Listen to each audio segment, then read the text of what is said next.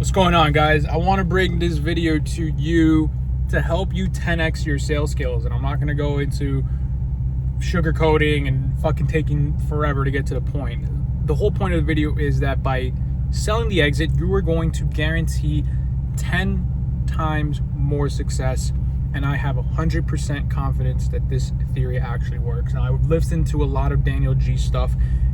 He's the #1 sales coach out there, and his big thing is selling the exit. So there comes a point during the phone call or meeting or even Instagram DM where you start getting resistance, right? You're getting close to the call. You've built rapport, whether this is a real estate call, a real estate meeting, a fitness meeting, fitness call, whatever it is. If you're in sales, you know that there's a point in the conversation or communication where you're going for the close and there's just resistance, right? Whether it's I got to think about it, whether it's I don't have the money to get into this right now, whether it's just not the right time, whatever it is, there is that moment in a call where you get this objection. Now, the biggest issue with a lot of salespeople is they start to argue once they get to this resistant point, right? They start thinking, oh my God, the guy's telling me no. I have to sell him on why he needs to say yes. So if, for example, trying to get a real estate listing appointment, right? And I'm talking to the seller, hey, obviously I want to get you the offer that you want. Let's meet so I can get you the plan in place so you can see exactly how my marketing works, so I can get you the offer that you want, right? Sell your house. Let's move on to the next chapter. And they hit me with, I don't know. I have to think about it. I don't think right now is the right time. Now, the rookie, the amateur, is going to go straight and say, well, Mr. Seller, why would you say today right now is not the right time? We're in the summer market. There's a lot of demand. The buyers are all looking for a house just like yours. This is the right time, Mr. Seller. You should put your house on the market today. If anything, you should have put your house on the market yesterday. Now, what this does is two things. It, one, shows that you're desperate, and it lowers your status as a salesperson because now they're like, this guy is literally fiending for the sale. And two, it's very pesky, right? It's very annoying. I mean, when you're trying to be sold something and you have that person, let's say you walk into like a store and you're at like, looking at some shoes, and the person comes up to you and they're like, hey, you looking for some shoes? You're like, no, I'm just looking around. They're like, oh, well, what are you looking for? Or, do you want to buy some Vans? And you were looking for some Jordans? You're like, dude, I'm really just looking around. Like, you just leave me the fuck alone. So that is what happens when you really just try to be persistent, right? There's a place and time to be persistent, obviously, but when it comes to going for the close, it's a very delicate situation, because when you don't really know somebody and they don't really know you, that one little moment of just kind of like desperation that they could sense from you, it's all goes south from there. Like, they just have this bad taste in their mouth of you. They're like, this guy keeps trying. So selling the exit, guys, to get to the point, is the art of allowing them to feel like you're not fazed by their joys. Now, compared to the first scenario where I'm trying to get the appointment and I'm like, sir, you need to sell now because it's the summer, the market's very hot, and everybody's looking for houses. This is the time right now. Like, this is the peak season. Compare that to, yeah, hey, Josh, look, I completely understand. It might not be the right time. I totally get it. I don't know what's going on in your life. I don't know really, the details of these type of things. But what we could do, Josh, is maybe we could just put this off for like another year or two. Maybe things will be better then. And I would love to at least just get the opportunity to meet with you first so I could break everything down. So even if you don't decide to sell your house today, you at least have all the information and you at least have someone at your corner fighting for you. So when the choice and the timing is right, I'll be there and you'll have all the information you need. Now, compare that to me trying to argue with the guy, right? Because the guy might not sell with me today. He genuinely might have an objection that is not just an objection, but it's actually a condition, because there's differences between objections and conditions. Objection is just straight up smoke. Like, an objection is, yeah, I'm busy. Like, you're not busy, bro. You have 15 minutes to talk to me. And the condition is my dog died or my family member died and I have a funeral to go to. It's just not the right time. Like, that's a condition. Okay, you're not going to try to mess with someone like that. But when you can just phrase it in a way where you don't really care about the outcome, like, they're more prone to really just feel like, you know what, all right, I'll give this guy the time to meet with me. He's not being pushy. I mean, at the end of the day, he doesn't even care if we sign or not. So what would a 15-minute meeting hurt, right? it's really just one of those things where you have to just understand that when you try to sell somebody too much and you're over persistent, it does not work in your favor 90% of the time.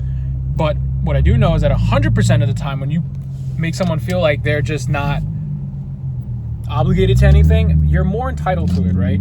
Because think about it, when you go on a date with a chick and you meet a girl and you're like, damn, she's fine, and like you start going out with her, dude, the girl could be so hot, but when she starts acting all clingy and she's just like obsessive and just blows your phone up all day, that's like, okay, you're like, whoa, it's like something's off here. Like, this chick's hot as hell, she's blowing on my phone, she's clingy. One, I don't even like clingy girls like that, and two, it's like something must be like wrong, like I don't know, like this is weird, like she's blowing on my phone.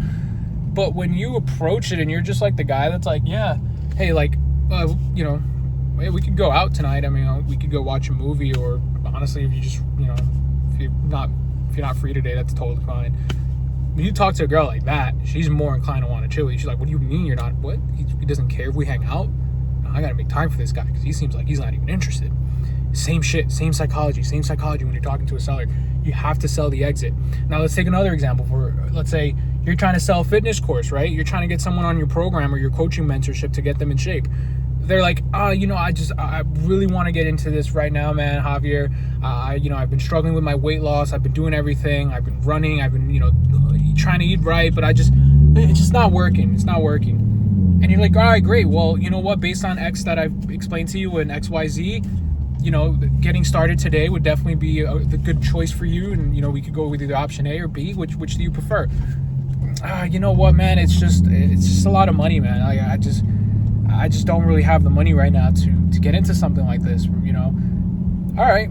Yeah, rather than go into like, well, you know, hey, well, yeah, John, I mean, like, would you want to stay, you know, fat forever? Like, I mean, aren't you tired of like having these girls not want you when like your girlfriend broke up with you, like you told me earlier? Like, that could work to some people, but honestly, for some people, it might just get a bad taste in their mouth. So I'm not saying that method doesn't work, because when you dig into someone's pain, you are able to really change their mind.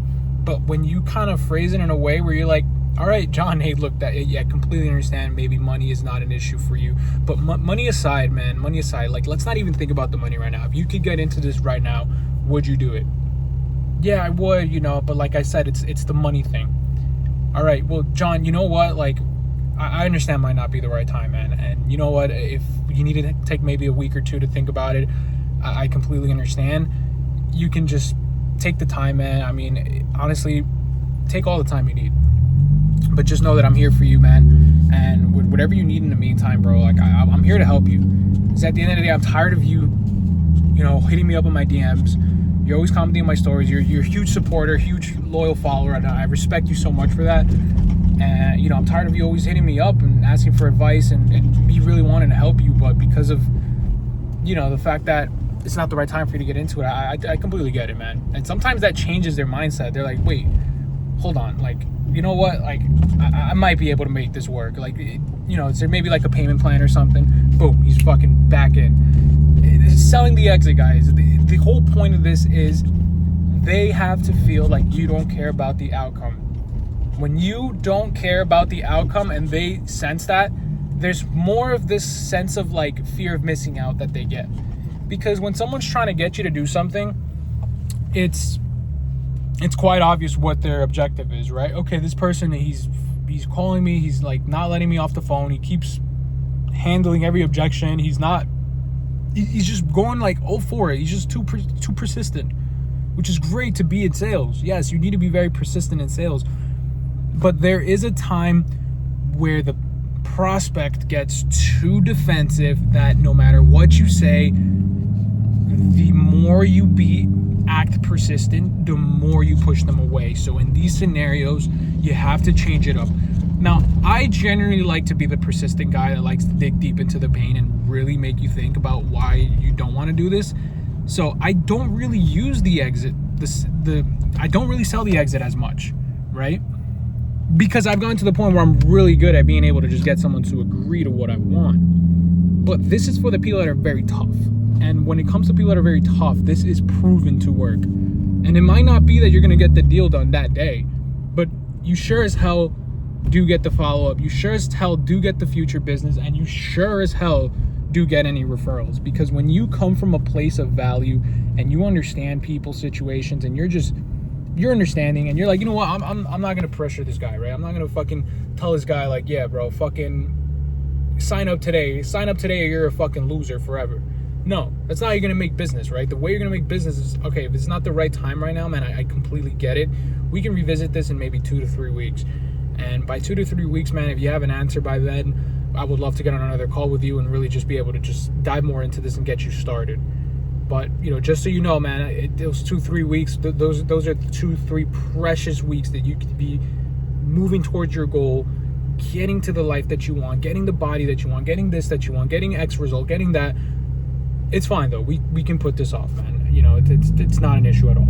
And when you just come from that place of understanding and you're just unfazed, honestly, dude, I promise you, people come back. People, well, if they don't take the offer that day, or they don't sign up or set the appointment with you, or whatever it is, whatever business it is, I promise you, when they are ready, they're gonna call you back, like 100%. This is a tip for you guys. This will 10x your sales, guys.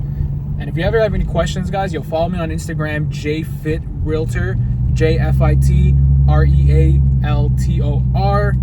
I post a lot of content over there, motivational stuff, fitness stuff, real estate stuff. You guys can just follow me there, and we'll love to connect with all of you guys. All right, brothers and sisters, take care.